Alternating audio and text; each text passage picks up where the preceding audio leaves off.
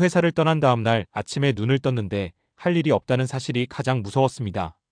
62세 대기업에서 정년보다 조금 일찍 퇴직한 이진우 씨는 그렇게 말했다.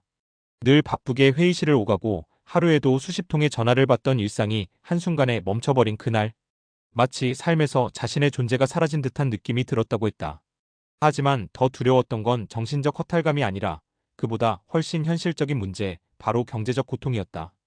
이진우 씨는 35년간 국내 대기업에서 전략기획과 해외 사업을 담당했던 베테랑이었다.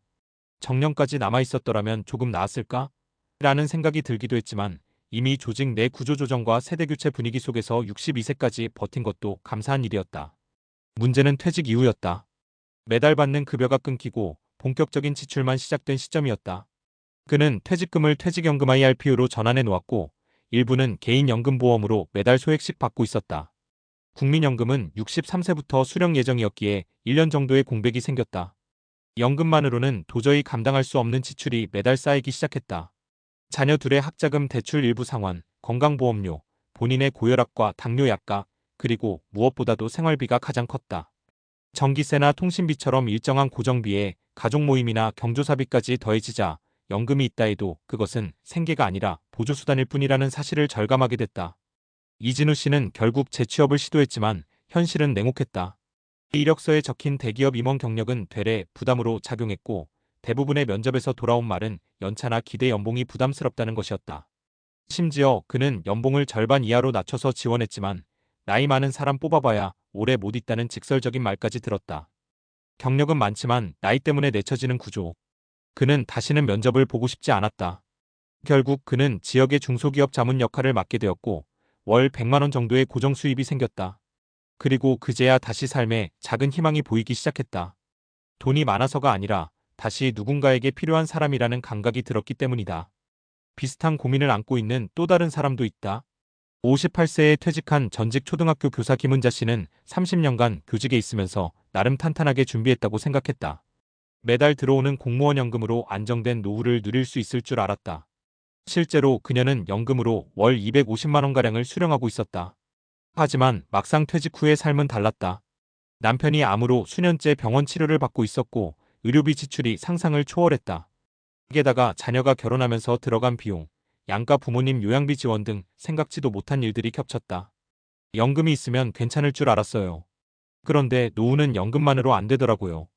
김 씨는 뭔가 할 수 있는 일이 없을까 고민하다 동네 도서관에서 아이들에게 책을 읽어주는 재능기부 강사로 시작했다. 처음엔 무보수였지만 점차 교육청에서 진행하는 프로그램에 연결되어 강사비를 받게 되었고 지금은 지역문화센터에서 주 2회 수업을 맡고 있다. 월 50만 원 남짓한 수입이지만 삶에 활력이 생겼다. 돈보다 중요한 건 내가 나를 다시 사랑하게 됐다는 거예요. 세 번째 사례는 군 장교 출신인 박영수 씨 64세다. 그는 55세까지 군 복무를 마친 후 군인연금을 받고 있었고 퇴직 이후엔 지방자치단체 산하의 보훈단체에서 일해왔다. 그러나 이 조직도 60세 이후 계약 연장이 어렵다는 이유로 그를 내보냈다.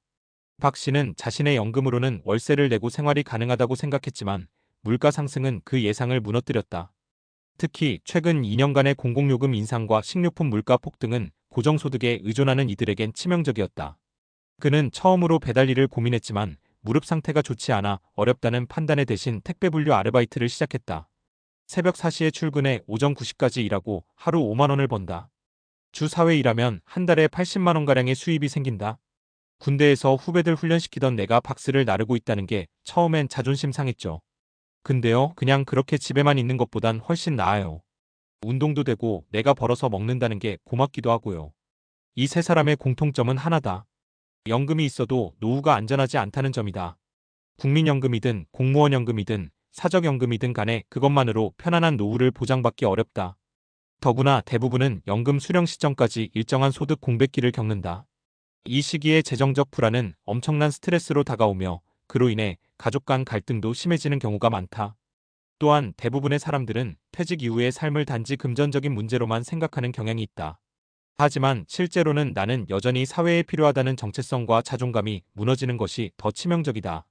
그래서 단순히 돈을 벌기 위한 재취업이 아니라 삶의 의미를 다시 찾기 위한 재활동이 되어야만 그 시간이 견디기 쉬워진다. 이제는 누군가의 경험담이 아니라 바로 우리의 내일이 될 수 있다.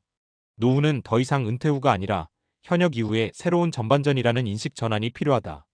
연금이 준비되어 있다면 그건 출발점이지 도착지가 아니다. 내가 누구인지, 무엇을 하며 살 것인지, 어떻게 나답게 살아갈 것인지. 그 질문 앞에서 우리 모두는 또 한 번의 전략이 필요하다. 그리고 그 전략은 바로 지금부터 시작해야 한다. 그리고 그 전략은 바로 지금부터 시작해야 한다. 그렇다면 지금 우리가 진짜로 준비해야 할 건 무엇일까? 단순히 돈을 더 벌어야지라는 생각은 이제 너무 낡은 해답이다. 지금 우리가 가장 먼저 마주해야 할 주제는 바로 건강이다. 생각해보자. 은퇴 이후 아무리 연금이 있어도 몸이 따라주지 않으면 아무것도 할 수 없다. 그리고 실제로 많은 사람들이 60대 이후 겪는 진짜 위기는 경제보다 건강에서 시작된다. 병원비, 약가, 간병비 이것들은 단순한 지출이 아니라 삶의 질을 송두리째 바꾸는 변수가 된다. 더구나 고령화 사회에서는 단순한 노화가 아니라 만성질환과 기능 저하가 빠르게 찾아온다. 혈압, 혈당, 관절, 근육량 감소 같은 문제는 은퇴 후 몇 년 안에 드러나는 가장 흔한 건강 리스크다. 특히 근육은 50세 이후 매년 1%씩 감소하고 70세 이후에는 가속화된다. 이로 인해 낙상사고, 이동성 저하, 그리고 우울증까지 이어진다. 그렇다면 어떻게 해야 할까? 이 시기에 가장 효과적인 전략은 바로 일상 속 작은 활동을 습관화하는 것이다. 매일 일정 시간 걷기, 꾸준한 스트레칭, 간단한 근력 운동. 이게 별것 아닌 것처럼 보이지만 실제로 이 습관이 연금보다 더 강력한 노후 자산이 된다. 예를 들어보자. 퇴직 후 심한 무기력에 빠졌던 65세 김동수 씨는 어느 날 의사가 말한 한마디에 깨어났다. 지금 혈당, 혈압, 근육량 이 상태로 가면 5년 안에 당신은 혼자 못 움직일 겁니다. 그는 하루 30분 동네 공원을 걷는 것부터 시작했다. 걷기만 했을 뿐인데 한 달 만에 수면 질이 좋아지고 혈당 수치가 안정되었고 무기력감이 사라지기 시작했다. 결국 6개월 뒤 그는 지역 건강센터에서 시니어 건강 코치 자격을 취득해 소소한 소득까지 만들게 된다. 신체적 건강, 정신적 안정, 사회적 역할, 회복, 소득 회복. 이 순환 구조가 실제로 노후 전략에서 가장 과학적으로 검증된 경로다. 두 번째로 중요한 전략은 소셜 네트워크 유지, 즉 인간관계다. 퇴직 후 우울증을 경험하는 사람들 중 상당수는 사회적 고립감에서 비롯된다. 회사라는 이름으로 연결되었던 모든 관계가 끊기면서 혼자 있는 것이 익숙해지고 점차 외출이 줄어들고 말을 안 하게 되고 생각이 굳는다. 문제는 이렇게 굳어진 삶의 형태가 뇌의 인지기능 저하로 이어진다는 점이다. 특히 60대 이후 대화 빈도와 사회적 활동성은 치매 발병률과 밀접한 관련이 있다. 실제로 하루 평균 대화 시간이 30분 이상인 사람들은 그렇지 않은 사람보다 인지기능 저하 속도가 40% 이상 느리다는 연구 결과도 있다. 그래서 은퇴 이후 중요한 것은 사람들과의 연결을 유지할 수 있는 접점을 만드는 것이다. 동호회든 봉사활동이든 작은 모임이든 상관없다. 내가 자주 가는 시장, 단골 카페, 운동센터. 이런 소소한 루틴이 결국 나를 살아있는 사람으로 만든다. 마지막으로 놓치지 말아야 할 전략은 바로 기술 활용 능력, 디지털 리터러시다. 나이 들어 스마트폰 하나만 제대로 써도 세상이 넓어진다. 지금은 병원 예약, 금융 서비스, 관공서 업무, 심지어 건강관리까지도 전부 스마트폰 하나로 가능한 시대다. 하지만 여전히 많은 6070대는 이를 불편해하거나 피하려 한다. 그런데 여기서 차이가 생긴다.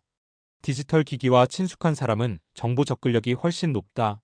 그래서 정부 보조금 신청, 건강 모니터링, 온라인 부업, 심지어 유튜브 채널 운영까지도 가능하다.